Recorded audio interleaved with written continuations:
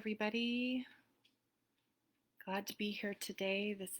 I'm Deanna Olson. I'm the founder of the Future Paced Writing System, and I'm here today to talk about how learning how to write, can directly affect our kids' reading literacy, how it can help their reading, how it can increase their ability to read. Okay, sometimes we hear about the link between writing and reading. Interestingly enough, I recently did a little poll in one of my uh, groups, one of my parenting groups, to get an idea from parents on, do you feel like your kids, if they like to read, that they like to write, or vice versa, if they like to write, that they like to read? And it was really kind of interesting because I had a number of students, a number of parents respond to me who had, younger kids, probably in the elementary school range, so K through fifth grade, who said, "Oh, my kids they love to read. They're always carrying a book around, or they have one at home that they like to read. But to get these kids to write is like pulling teeth." So I thought that was interesting because I had always kind of had it in my mind that if you like to read, then you probably didn't have too much trouble writing.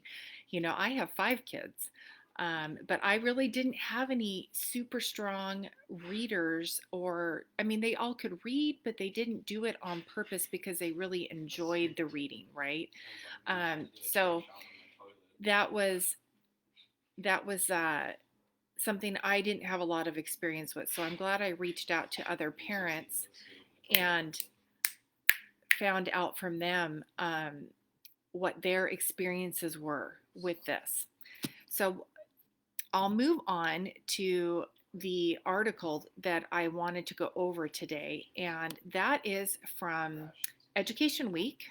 Okay, and so this is about writing directly benefits students' reading skills, okay? And I'm actually going to do this article in 2 parts because there was so much to it, truly so much to it. So the main question in the article was, in what ways can writing support reading instruction?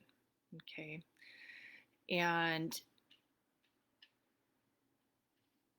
as I go down through this, I just want to, so we're taking a look at one of the main contributors here. Oh, and by the way, if you're here live, great. If you're not here live, great. Just go ahead and post comments. If you have questions about something that I've talked about, or you want to make a comment about something new, please just put it in the comments, and I'd be happy to look up anything, or definitely answer any questions that you have. Okay. All right. Okay, so in what ways can writing instruction support reading instruction? And are they not intertwined? So Tony Zaney is a literacy coach, and he's a national board certified teacher who specializes in early childhood education.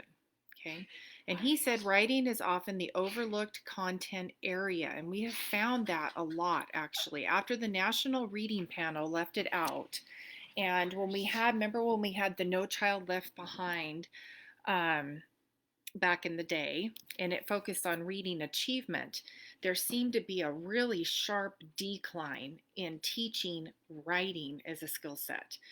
And then after the Common Core standards came out, there was an increase in writing instruction. But in many states, writing is actually only tested in just a few, like a handful of grades. So because of that, in those grades, writing is taught like crazy, right? But in the other grades, it isn't. It just becomes like something they do if they have the time to do it. Well, we know what happens when it's treated like that. There's never any time. I mean, poor public school teachers don't have any time. They're trying to cram too many things in. I have this wonderful curriculum designer that I work with, and she was in the public school system working for many years, and worked in with K through 8th grade actually. And she said she had an experience one year and where her principal told her that she was only to give 20 minutes a day maximum to writing instruction to her fifth graders,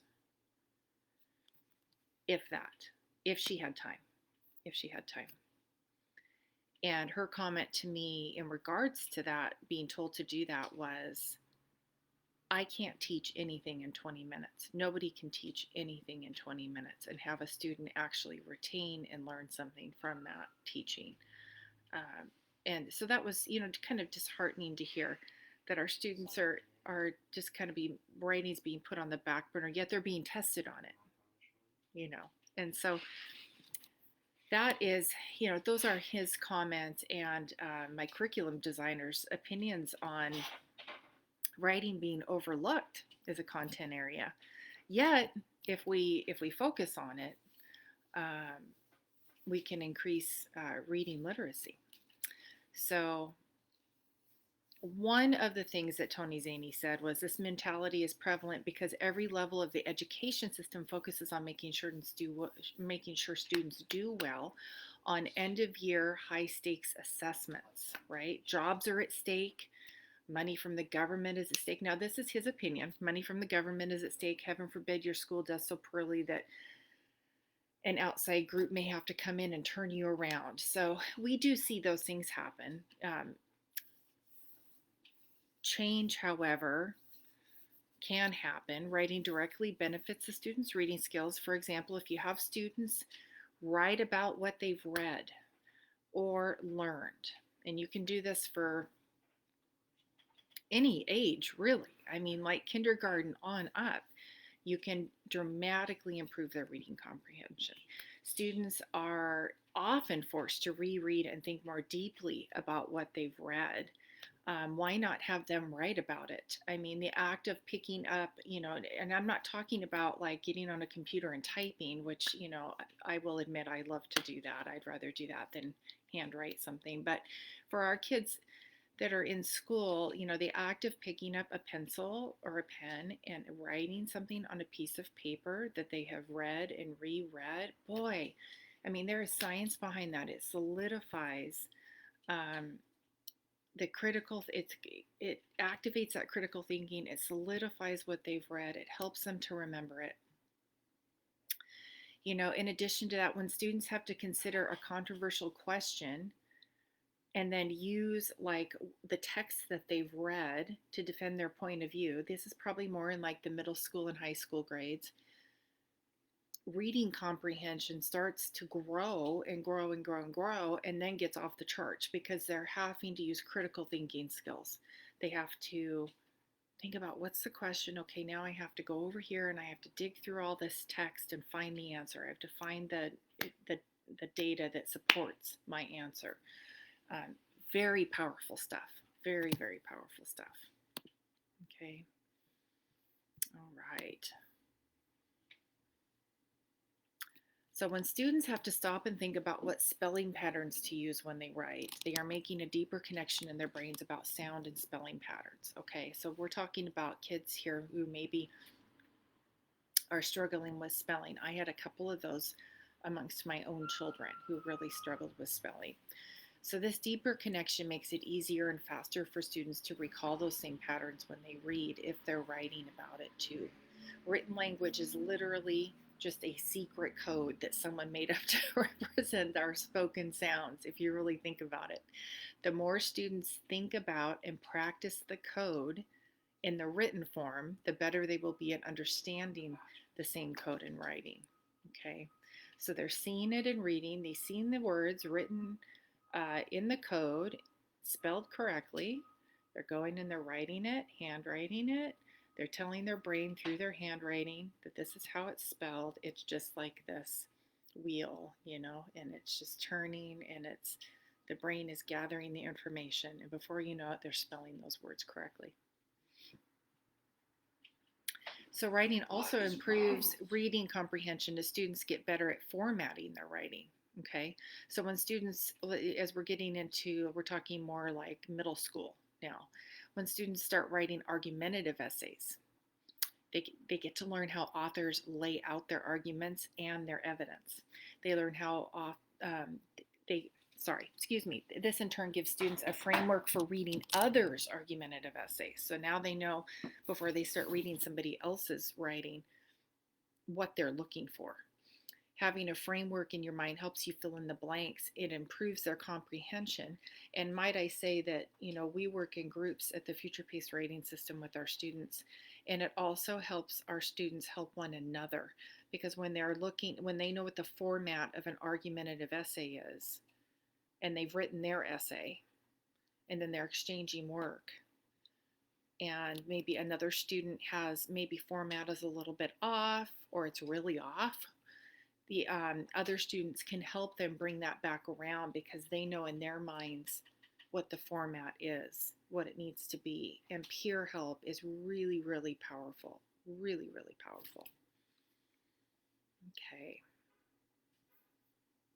Like I said, if you have any comments, please add them. I'd love actually some comments, be able to respond to them.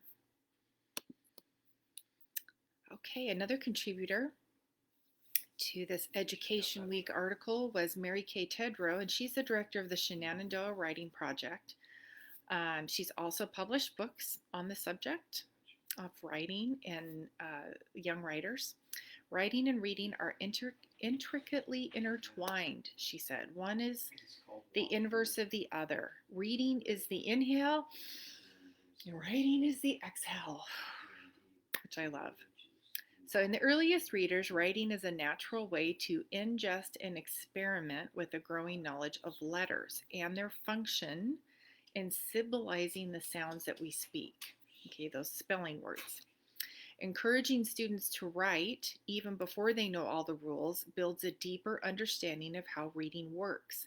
So in kindergarten, the inventive spelling students employ to compose early writings allows children to represent on the page what they are hearing in the world. Children more clearly understand the letter and the sound relationship as they compose the thoughts in their stories and writing. So, we see the kindergartners, they draw the picture and then they write a little story underneath. Maybe it's 1 or 2 or 3 sentences long. And that really helps them to solidify their letters and their sounds. We have them speak out loud their story, say out loud their story. Really helps them to solidify and put it all together. The interplay between writing and reading goes well beyond just learning to read. Okay, when students are asked to write for their own purpose, they intuitively understand the choices authors make as they create a work that moves the reader. Okay, when they're doing something for their own purpose. When we analyze books, essays, poetry that we read, we are simply describing choices that an author has made on their road to composing, putting together a piece. When students are heavily involved in creating their own pieces, then they become more easily see what the authors are doing and understand like the messiness required in producing effective communication.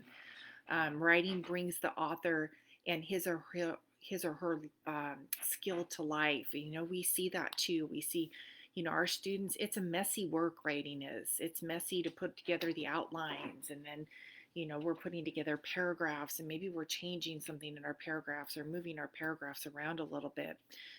It's a messy work, but our students start to learn how authors of published works have had to work and toil over their writing to get to the point that they are, and it creates an appreciation, for those books and poetry and essays that they read, that our students read. Okay. And finally, students who write are better, more observant, and appreciate readers in general. Students who read are better and more competent writers, and I think it goes to what I just said about understanding the process, understanding that it is complicated, it can be messy, and that it does take time. We have rewrites, and then they start to understand that there's a lot of work involved, and to create something really beautiful and really well-rounded. Be and then also, and just as a side note, be sure your students have the chance to breathe in and out through every day. So breathing in, reading, out writing. I think if we can take away from this part one um, of this Education Week article, writing directly benefits students' reading skills. You know, if you have a student, if you have a child that's really struggling with writing, or excuse me, reading proficiency at grade level, you know, here's the deal. I've worked with kids who have reading issues, who are struggling with reading, and I have to tell you that they all have one thing in common, and that is just this frustration and this I can't do it. I'm struggling. I don't want to do it. I've tried before. I don't want to do this anymore. You know, this kind of negative mindset when it comes to reading, and they'd rather do anything else other than read. So why not let them do something else? Let's get them writing. Let's start writing. Let's start writing something. Let's have them do, I don't care if they're in 8th grade. Let's have them draw a picture and write something about the picture. You know, I think we forget our kids that are in, 7th, 8th, 9th, 10th grade. They all look like little grown-ups, but they aren't grown-ups. They're still kids. And I think you'd be surprised at how much they are kids and how they still want to be able to use their imaginations and be creative. Um, so I challenge everyone to, if you have a student that's struggling with reading, let's give them some writing. Let's have them start writing. And let's have them do something that's fun. Tell them they get to pick it. They get to pick the topic. Anything. Doesn't matter what it is. It could be about a TikTok post they saw. It could be about something in social media. It could be about a sport that they enjoy. It could be about latest fashion, or like the show Glow on Netflix is all about makeup design. My daughter loves to watch that. Just let them pick. Let them pick it. Let them start writing. Have them write. And then when they're done, have them bring it to you. Let them read it to you. Let's start the process. Let's get them going. And before long, they're going to be reading and enjoying it, and they aren't even going to know that they're enjoying it, but they are. And they'll start to get some confidence back in their ability, because they are the authors of their own writing that they are reading.